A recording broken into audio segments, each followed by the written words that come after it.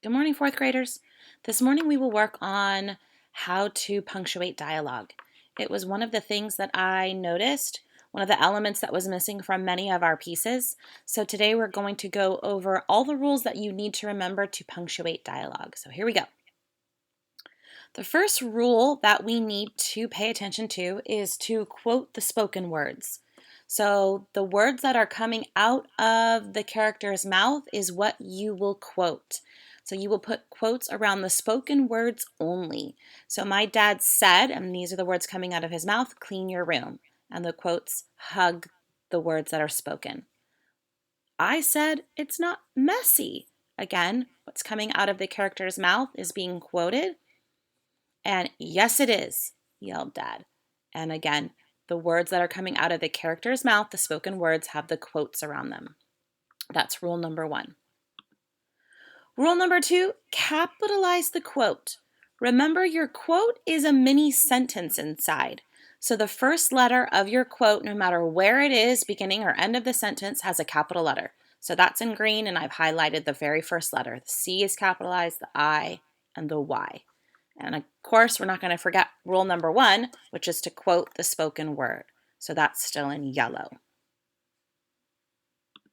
Rule number 3 is probably the most complicated. Separate the spoken and non-spoken words with punctuation. So if you have your quote at the end of your sentence, and this one's at the end, leading into the quote, you have a comma. You're separating this part, my dad said, is the non-spoken. So here's your comma. And then you're saying, hey, guess what? Someone's going to speak now. And then we go straight into our quote, clean your room. Same thing here. The comma goes before, alerting the reader, hey, guess what? There's going to be some dialogue coming up. And then we have the dialogue. If the dialogue's at the beginning, you will put your separation punctuation inside the quote. I know it's a little bit confusing, but if it's a yelling, we do the exclamation point. If it's a question, we do a question mark. And then we would put a comma if it's just a statement. Okay? Because remember, even up here, we have the punctuation that goes with the sentence here, and it becomes the ending punctuation. Okay?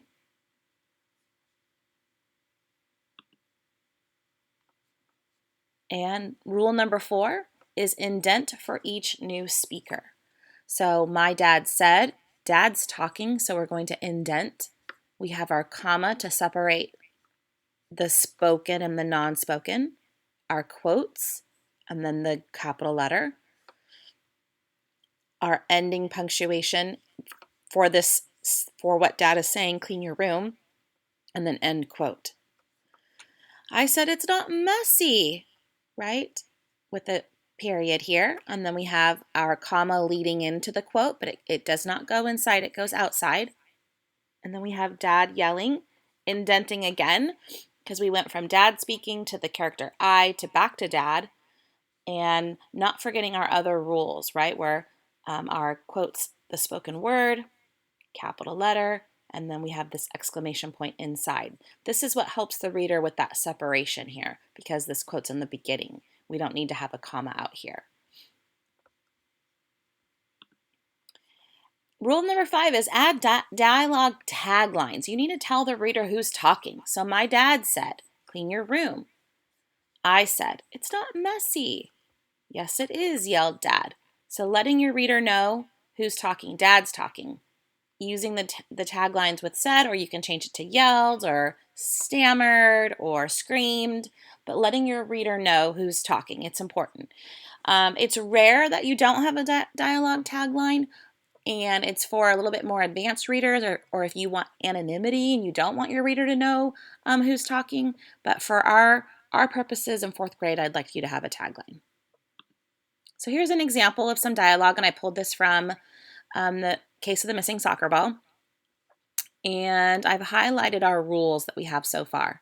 So again, we have our quotes for what's coming out of Lexi's mouth. I have Lexi's yelling, so that's the dialogue tagline.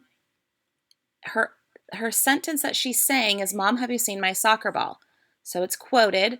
I have a capital letter, and then it's a question. So I have my question mark tucked inside.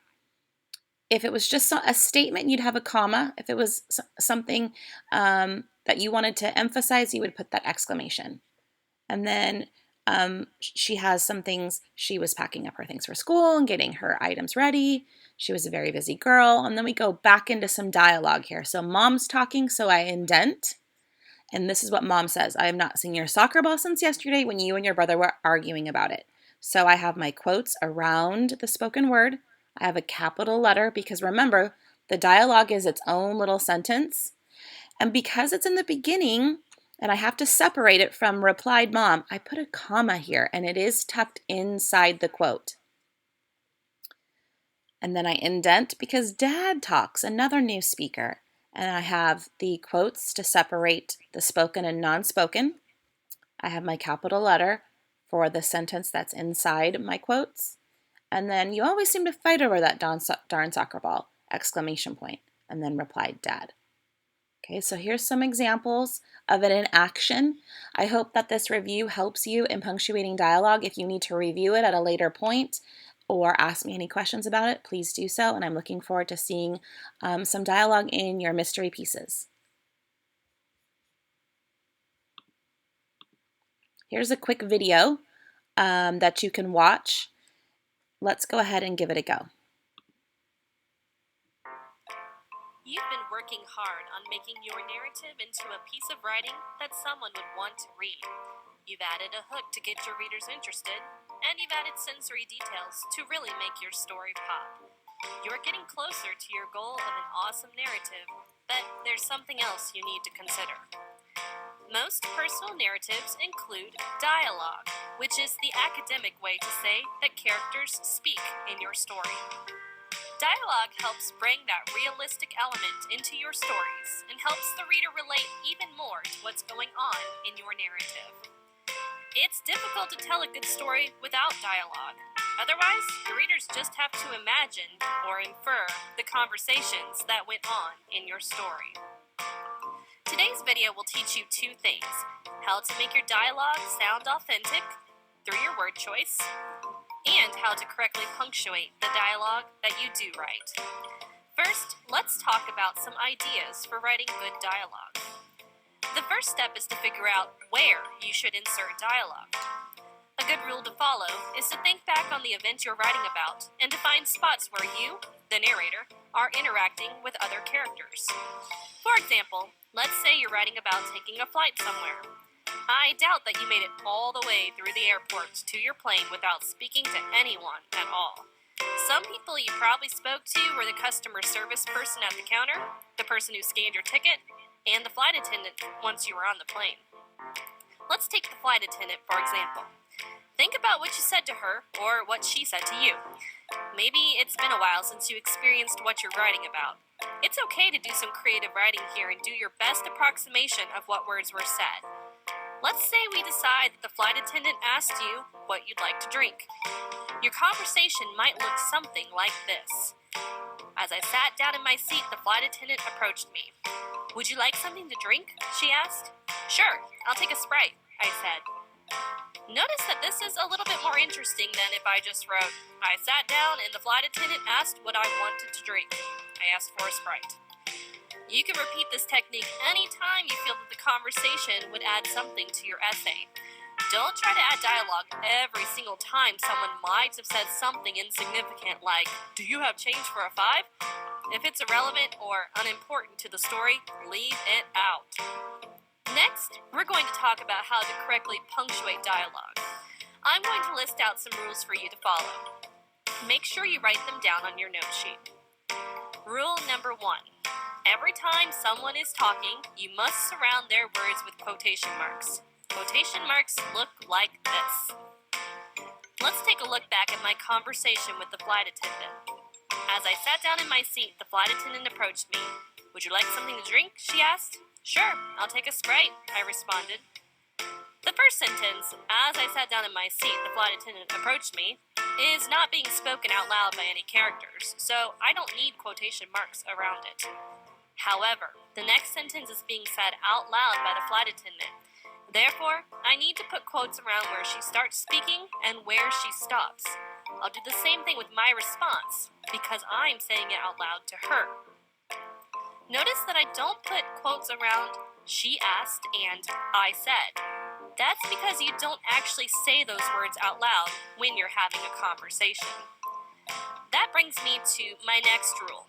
Rule number 2. If needed, follow up your dialogue with a tag.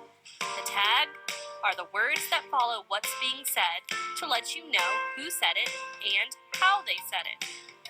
Let's take a look again at our example. I followed up, "Would you like something to drink?" with the tag, "she asked." That lets me know that the flight attendant is the one asking me about the drink. The tag that follows the next piece of dialogue is "I said." That lets the reader know that the narrator is the one asking for the Sprite. Tags help make dialogue a little less confusing.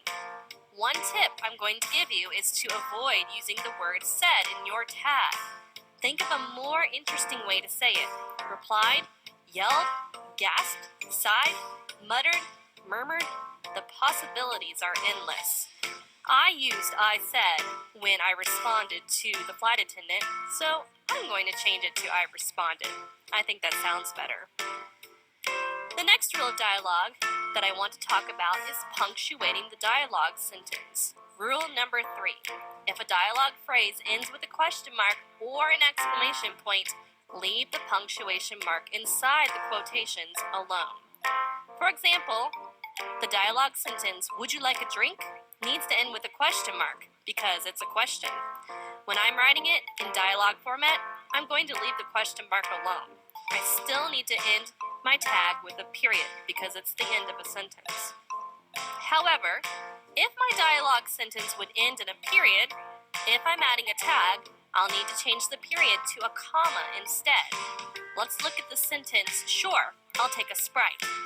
If that dialogue phrase didn't have a tag, I just put a period at the end of it. However, if I want to add a tag, I'll need to take out the period behind Sprite and change it to a comma. Add my tag and end with the period behind my tag. Once again, the rule is, if you're adding a tag to your dialogue, leave the question marks and the exclamation points alone inside of the quotes. Change periods to commas. We're down to our final rule.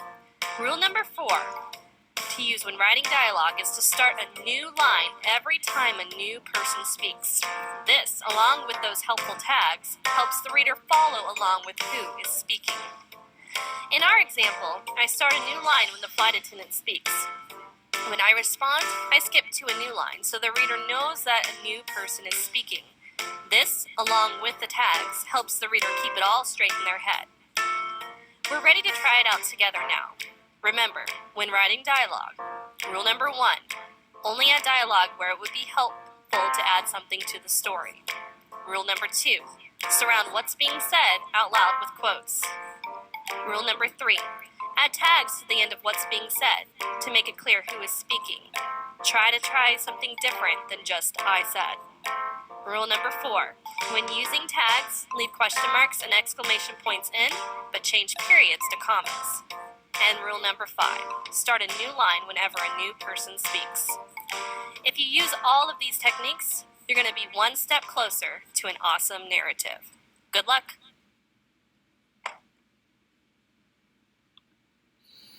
Okay, fourth graders, go ahead and get started on your